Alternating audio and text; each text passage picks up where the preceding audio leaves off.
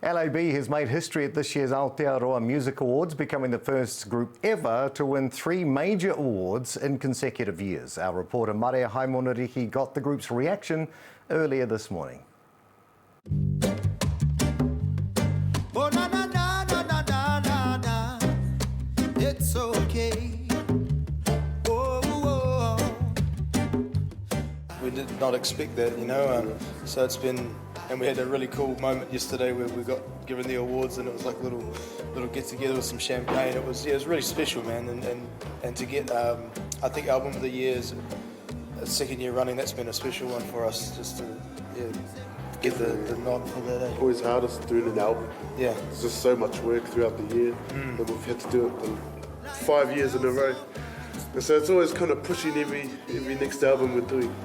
And so this one was quite special. And 2022 seems to be already proving itself to be quite a busy year for you guys, selling out shows all over Aotearoa and even across the ditch as well.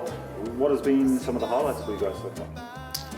I think finally getting over to Australia was awesome, because that had been postponed due to COVID and all that. So to finally get over there and play in front of the fans who've been waiting, for me that was a highlight.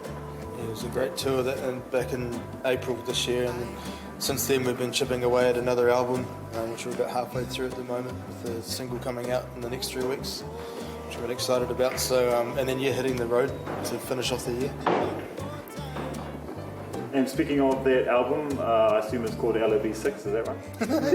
Yep. Yeah, probably. So the single is coming out in December. Then hopefully the album will come out in April-ish.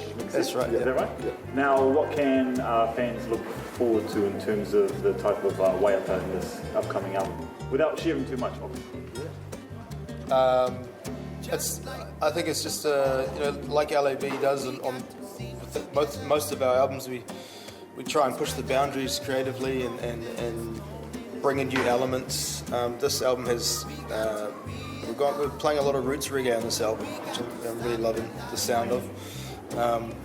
And we're also bringing in horns again into the sound, into the vortex. So I think it's just a continuation of what we've been doing on the previous 5 albums. Always developing, always experimenting with different tones. We're trying different different sort of stuff. Yep. We're not really locked into that one genre kind of thing. Yeah. Which is the beauty about us creating, is we get to create whatever, however we like. That's right. Yeah. Now, speaking of waiata, I have to ask, we are Whakaata Māori. Waiata Anthems Album 3 just came out this year, and we've had a lot of mainstream bands have waiata in te reo Māori, like Kodori and 660, Drax Project with Rob Ruha. Can fans at home or whānau at home expect a reo Māori waiata from L.A.B anytime soon?